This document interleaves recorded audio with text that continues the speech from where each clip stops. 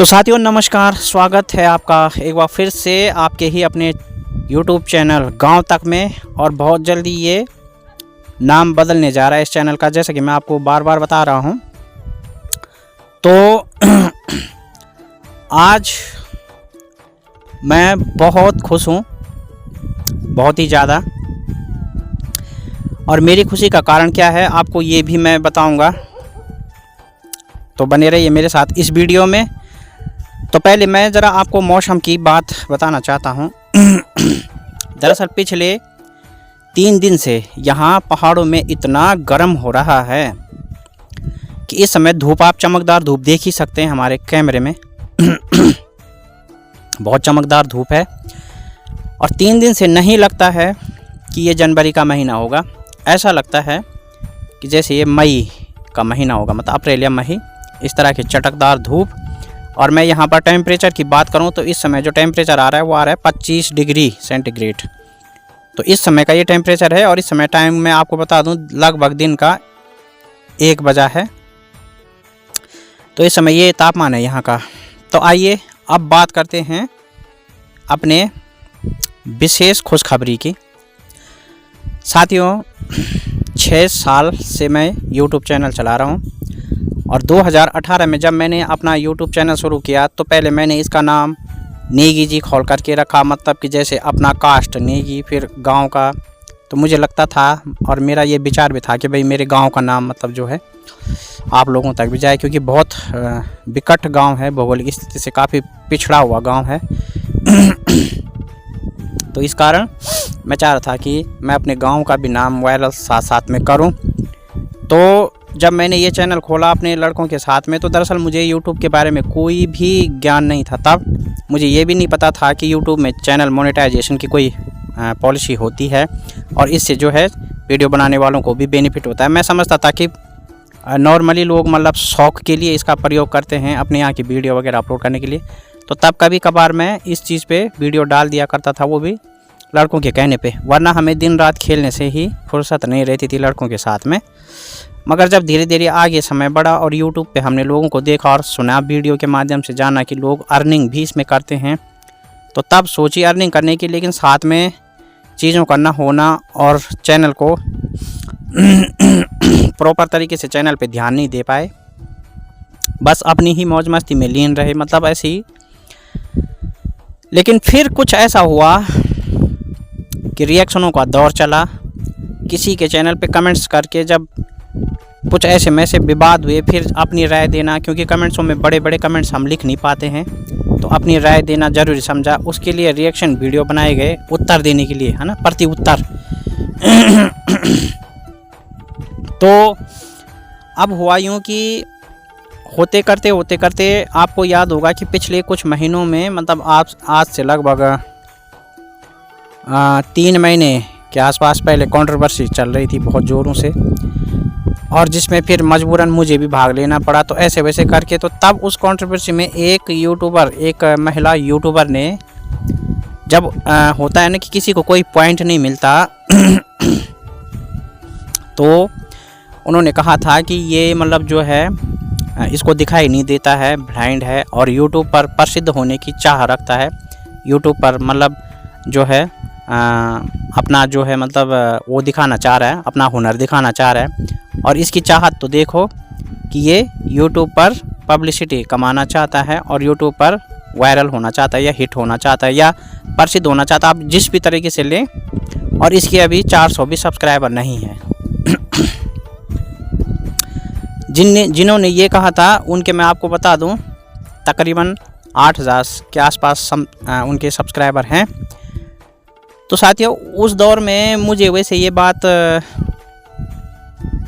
ज़्यादा वो तो नहीं लगी, पर अगर देखा जाए तो किसी को ऐसा नहीं बोलना चाहिए, क्योंकि हर किसी की चाहत होती है। आदमी भले फिजिकली डिसेबल्ड हो, कुछ भी हो, पर चाहत उसकी कभी भी फिजिकली डिसेबल्ड, हाँ आदमी अगर मेंटली रूप से डिस्टर्ब हो तो वो बात अलग है। तो किसी को ऐसा नहीं बोलना चाहिए, ठीक है, क्योंकि समय कब करोड़पति को रोडपति बना दे और कब रोडपति को करोड़पति बना दे ये कोई नहीं जानता। समय का जब चक्कर चलता है तो उसके आगे सब कुछ धरा का धरा रह जाता है। इसीलिए मैं सभी ब्लॉगरों को ये बोलता हूँ कि किसी को भी बुरा नहीं बोलना चाहिए, जितना हो सके हमें किसी को बुरा बोलने से बचना चाहिए और किसी को बुरा बोलने पर मजबूर भी नहीं करना चाहिए।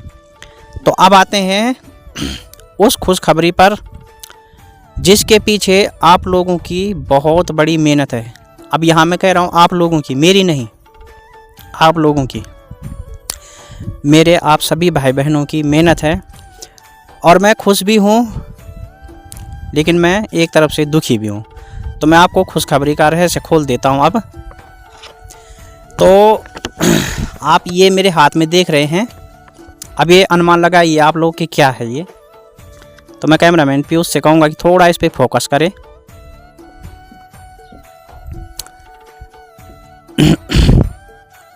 तो शायद आपने पढ़ लिया होगा और अब मैं आपको इसका दूसरा साइड दिखाता हूँ।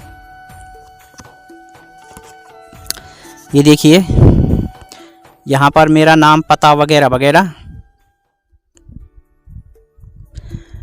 तो देख लिया होगा आपने, मेरे हिसाब से आपने देख लिया होगा। तो साथियों मैं आपको बता दूं, यदि आपको बाय द वे नहीं भी दिख रहा होगा, बाय द वे वैसे तो इसमें क्लियर ही दिख रहा होगा, तो ये है गूगल एडसेंस। तो जी हाँ, कल जब मुझे शनिवार को आज कितनी तारीख है पीयूष? 19। तो 18 जनवरी को शनिवार को जब मुझे पोस्ट ऑफिस से फ़ोन आया, हमारे जो पोस्ट मास्टर भाई हैं वहाँ पे, तो उनका मुझे कॉल आया कि भाई साहब आपका गूगल एडसेंस पिन आया है। तो एक अलग ही खुशी मिली, मतलब कि जहाँ लोगों ने मुझे ये कहा कि भाई ये यूट्यूब पर फेमस होना चाहता है, ये होना चाहता है, वो होना चाहता है, तो आज उन लोगों का तो एडसेंस अभी तक तो आया नहीं। समय आगे क्या होगा क्या नहीं होगा वो मैं नहीं कह सकता, बट इतना ज़रूर है कि उनसे पहले तो कम से कम मेरा एडसेंस आ गया, मेरे हाथ में है।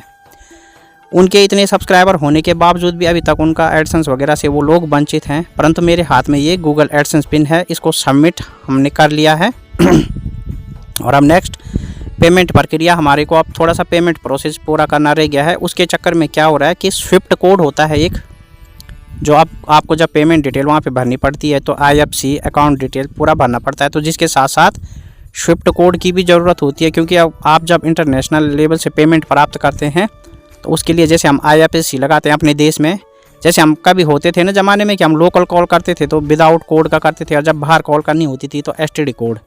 तो ठीक उसी तरह जब हम इंडिया से पेमेंट इंडिया में ही रिसीव करते हैं तो उसके लिए IFSC कोड होता है, और जब हमें इंटरनेशनल मतलब इंडिया से बाहर से पेमेंट लेनी होती है तो उसके लिए स्विफ्ट कोड की ज़रूरत पड़ती है। तो वो स्विफ्ट कोड हमें पता नहीं है, अभी गूगल पे हमने सर्च भी नहीं किया इतना ज़्यादा।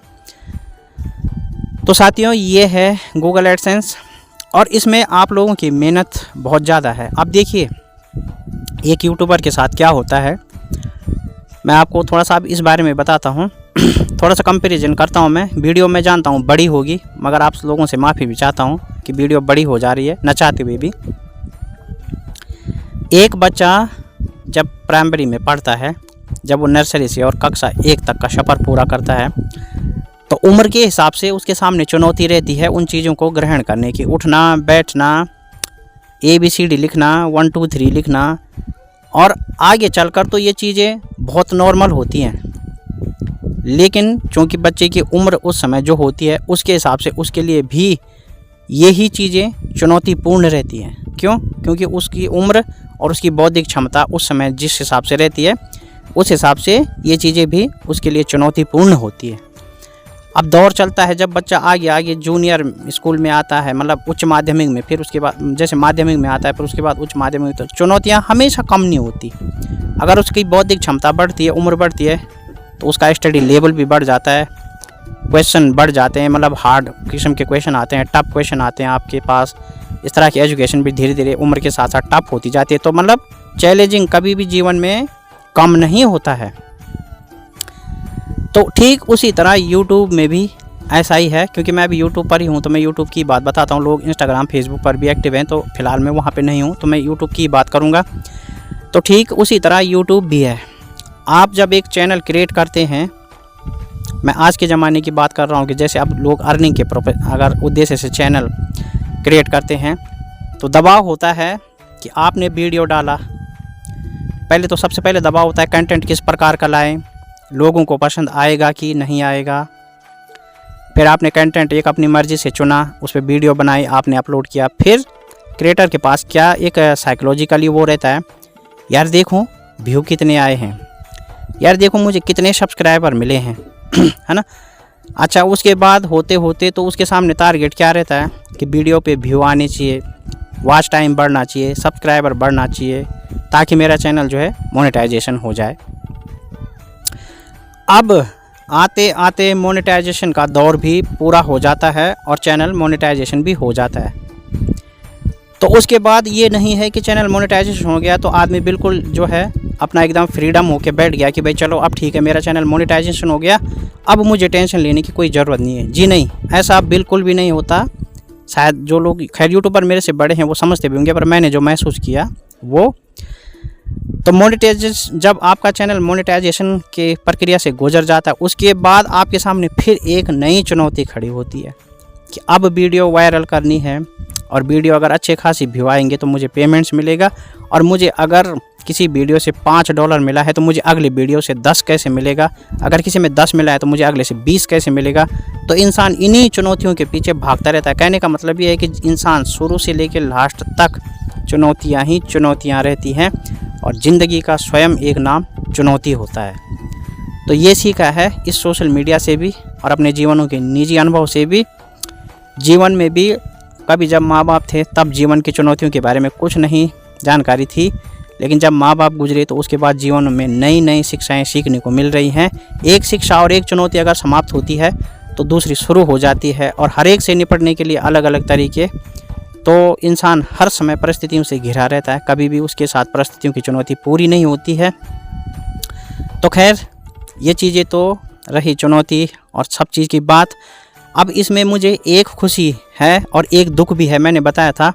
तो शायद आप लोग सोच रहे होंगे कि भाई अब गूगल एडसेंस आ गया, चैनल भी मोनेटाइजेशन हो गया, तो अब दुख किस बात का। तो दुख इस बात का है कि अभी तक आप लोगों ने मेरा साथ अच्छे से दिया है, और अब मैं एक चीज़ के संकोच से दुखी होता हूँ कि कहीं आप लोग मेरे से दूर ना जाएं।